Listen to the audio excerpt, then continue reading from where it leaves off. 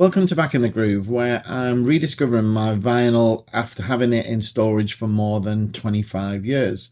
And today I want to share with you more of my vinyl collection, and specifically from the year 1980.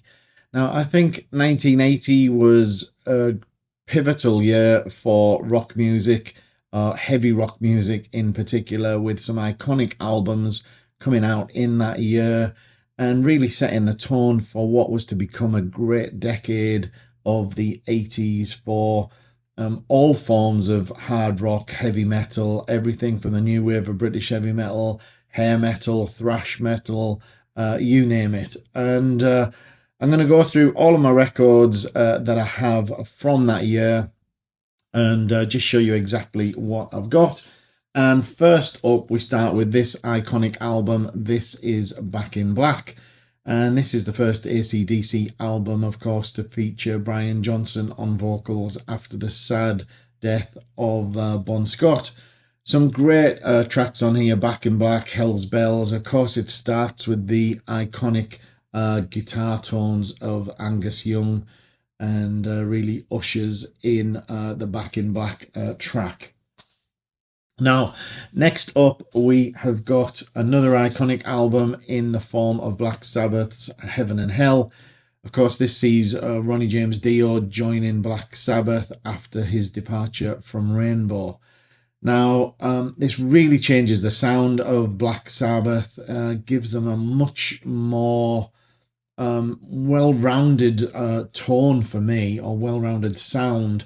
I always thought that they sounded a little more raw with Ozzy on vocals, and there's some great songs on here. Heaven and Hell itself, of course, Neon Nights, Die Young, Children of the Sea, you name it. There's tons of great stuff on that album.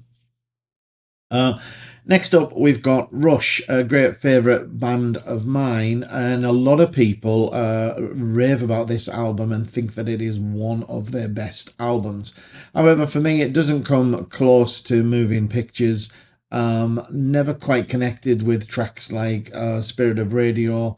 Although I liked it, it was okay, but it was a bit, I don't know, it just didn't really gel with me. We've got Different Strings, Entre Nous, Natural Science. Decent songs, but not at the heights of Moving Pictures for me. But talking of heights, we've got Ozzy Osbourne's first solo album, which is an absolute banger. And of course, this sees the introduction of Randy Rhoads on guitar, and again, much like Dio joining Black Sabbath and changing their sound, I think Ozzy sounds much better on this album than he did on the latter Black Sabbath albums, Never Say Die, that kind of thing.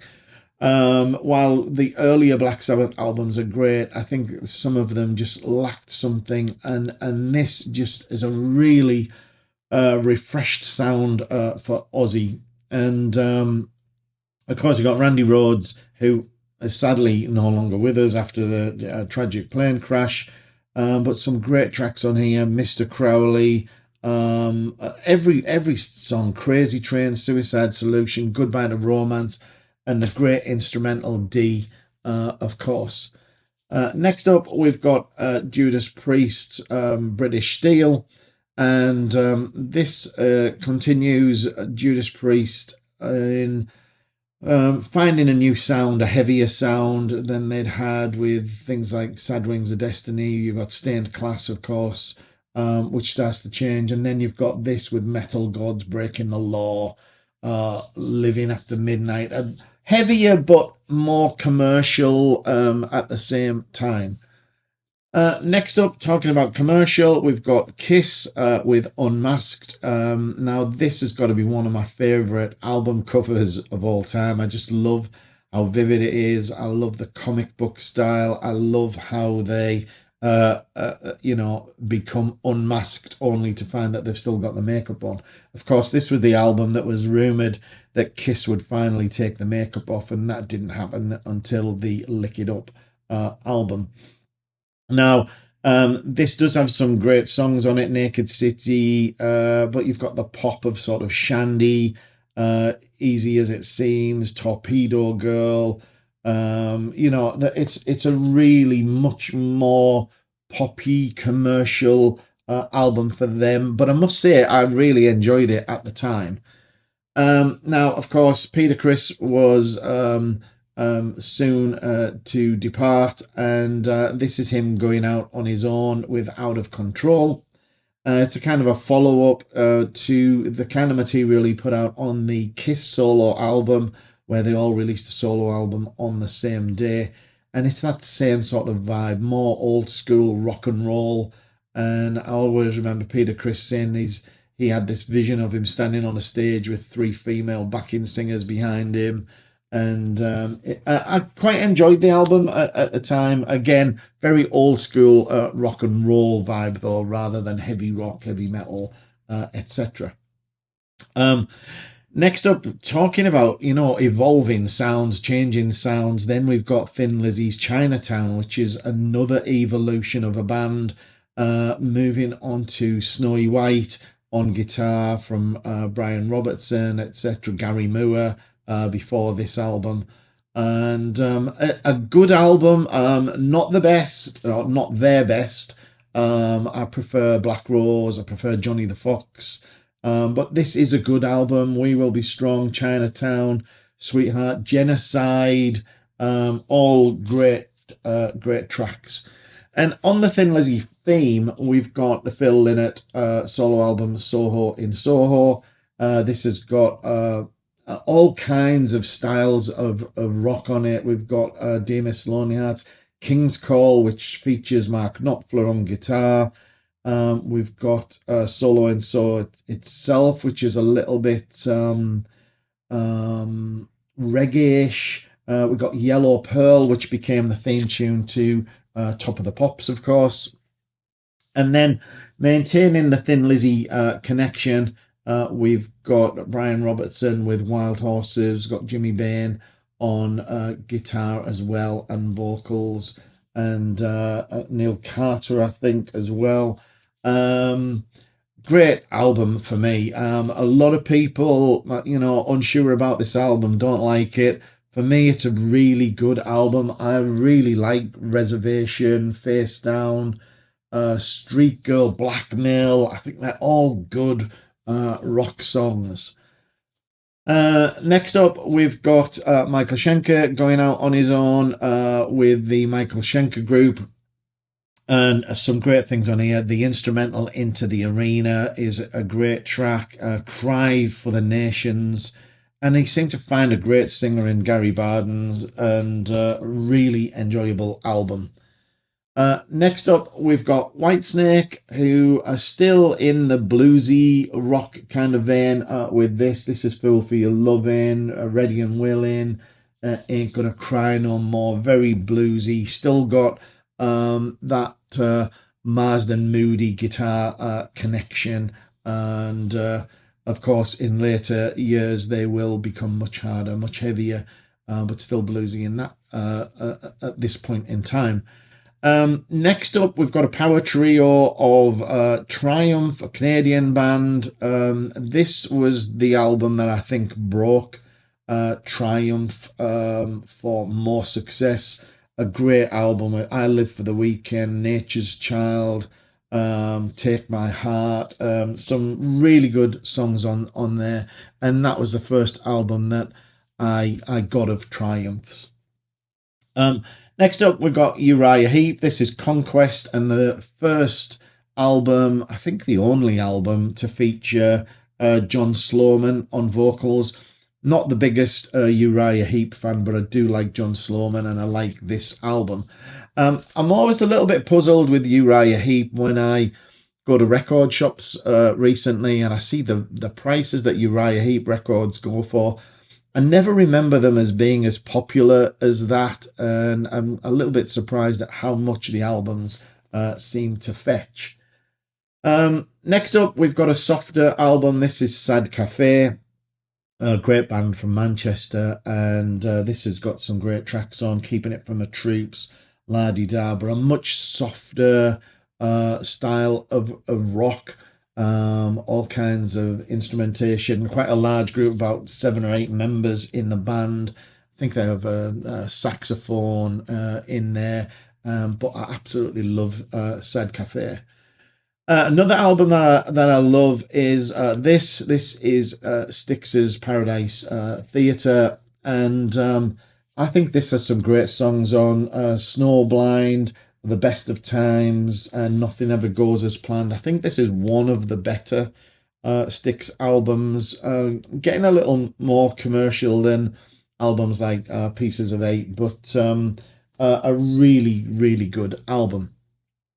Now, of course, at this time, we're starting to see the emergence of the new wave of British heavy metal, and this is an iconic album in regards to that because it has a couple of Iron Maiden tracks on and it has a few other things. Some of the bands are not really new wave of British heavy metal. I think you got Ethel the Frog and Toad the Wet Sprocket, etc. Not really new wave of British heavy metal. But this certainly was this iconic album from Iron Maiden, the first album, and the first one, of course, with Paul Di'Anno, sadly no longer with us. And this is an album or a band that a little bit like Van Halen, where you get people who sit on the Dave Lee Roth versus Sammy Hagar version. Similarly with Iron Maiden, I think you get Paul Di'Anno Iron Maiden fans versus Bruce Dickinson fans.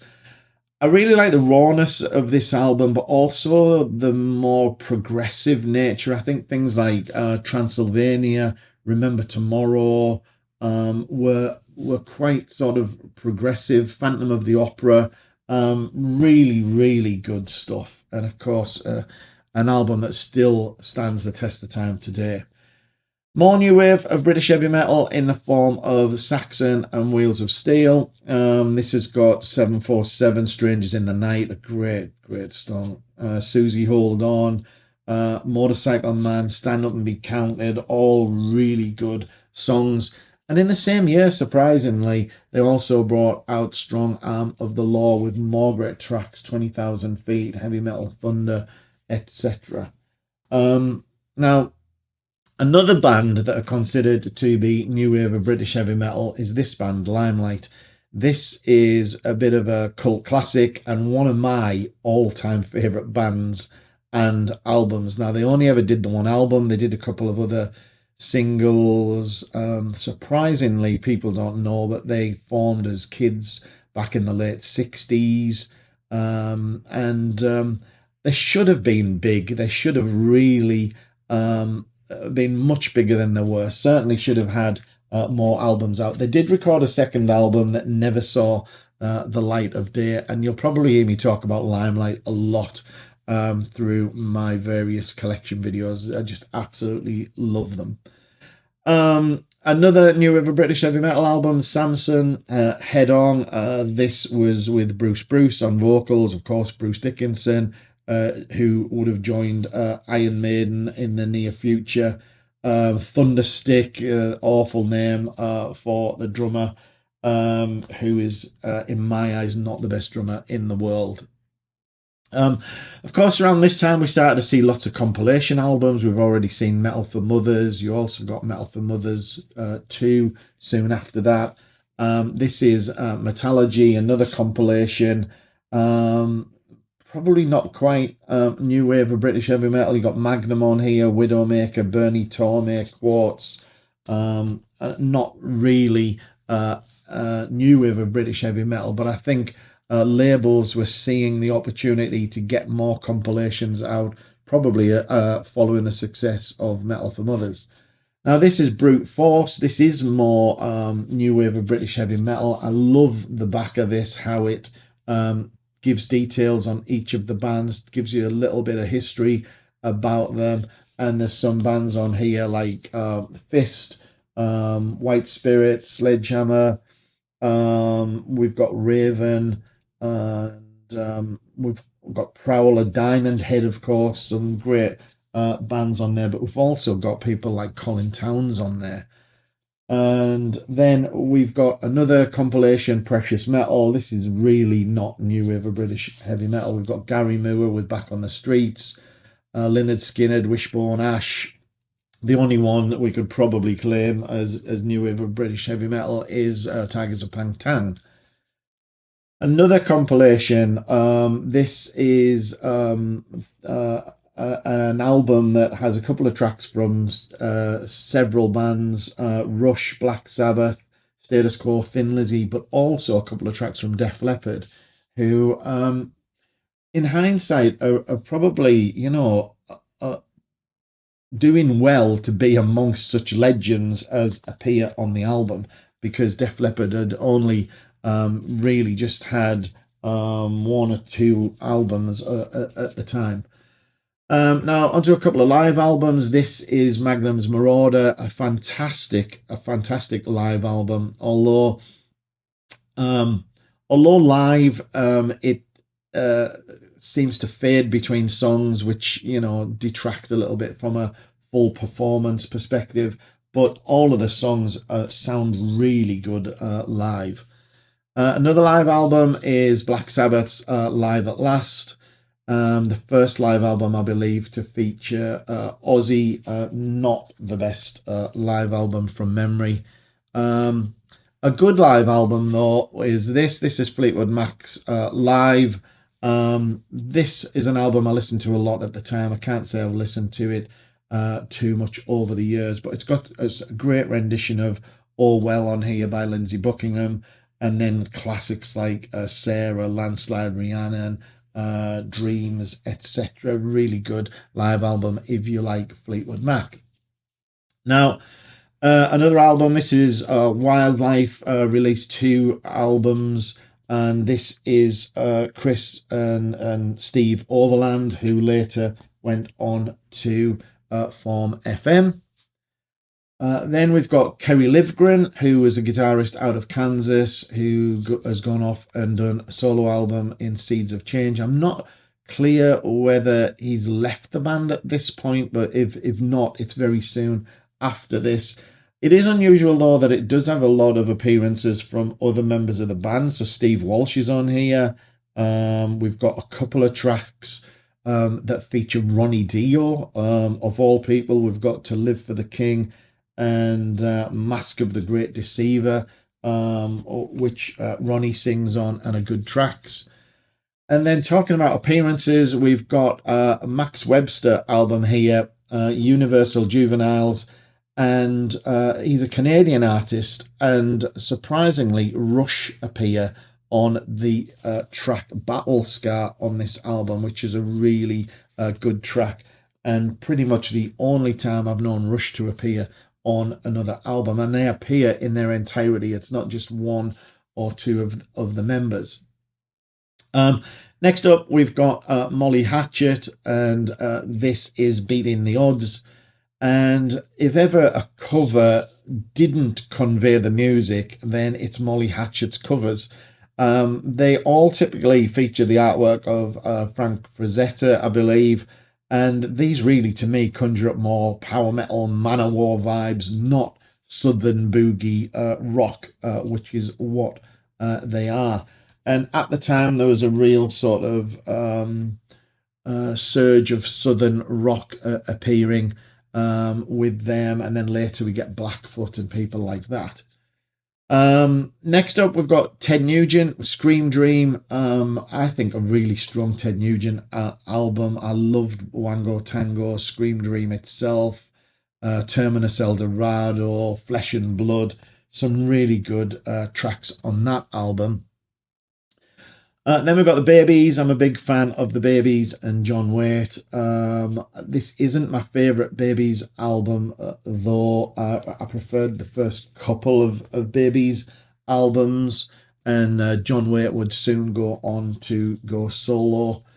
Then we've got Budgie with Power Supply, and Budgie are another of those bands, a little bit like Uriah Heep for me, where when you're looking for records, their records now seem to demand real good prices, and they seem to be a little bit of a cult band. They're a band that I never really got into massively, I must admit, at the time. Next up, we've got Gillan and Glory Road. Some good tracks on this one: Unchain Your Brain, Sleeping on the Job, and yeah, a good album. Not as good as Mr. Universe, in my opinion, but still a good album. And then we've got Grand Prix. Now, this is a band that were highly regarded, and a lot of people think should have been bigger than they were. We've got Bernie Shaw on vocals, who later joined Uriah Heep, who we talked about earlier. And this is a kind of more of an American sound, a little bit proggy as well, a little bit. But a good album nonetheless. I got a couple of albums of theirs, that one, and I think Samurai came out later. Now we've got another solo album in the form of Steve Hackett's Defector. Not the biggest Steve Hackett fan. I've got a number of albums of his, but not something I listen to an awful lot. Same goes for this period of Genesis. This is Duke. Where Genesis are becoming much more commercial. We've got Turn It On Again on here, and yeah, I much prefer the Genesis of Selling England by the Pound. And we've got a favourite of mine, Elvis Costello. He's one of the artists that emerged around the punk and new wave era, though he certainly is not punk. I suppose he's new wave, but he's one of these artists that kind of just keeps reinventing himself on different albums. I Can't Stand Up is probably the standout track on that one. I prefer the first couple of albums of his and later albums, but that wasn't a career highlight, I don't think. Next up, we've got an artist, Jack Green, who I can't say a lot about because I'm not sure that I've even heard this. At one point, I acquired a lot of albums from an acquaintance, someone I'd made contact with. This is probably at the time of bulletin boards or before the internet, certainly before other forums, etc. And we became friends, and he invited me up to his place at the time. I was living in Middlesbrough, he was in Leeds, and I went through and he allowed me to pilfer all sorts of stuff from his record collection. And this was another album that I got from him. This is Lynx. I got a few Lynx albums from him. I'd never heard of them at the time. And the best way I can describe these is a little bit like a city boy, a little bit poppy, pompy, progressive at the same time. And not a bad album. Then we've got Daryl Hall on a solo album, of course, from Hall and Oates.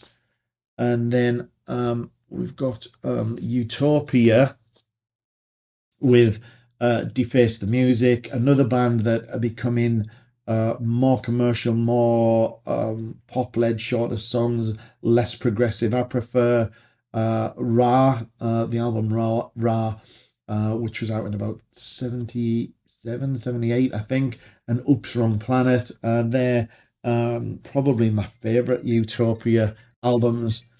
And then I've got another band that might have emerged in the new wave era, an American band though, called The Motels. And The Motels were led by Martha Davis, who's got a great unique voice. I think she's got a great voice. Now, I'm not a lover normally of female fronted bands, but something about The Motels just clicked with me. There's things like The Days Are Okay, but the Nights Are Made for Love on here, Danger, Envy, Careful, etc.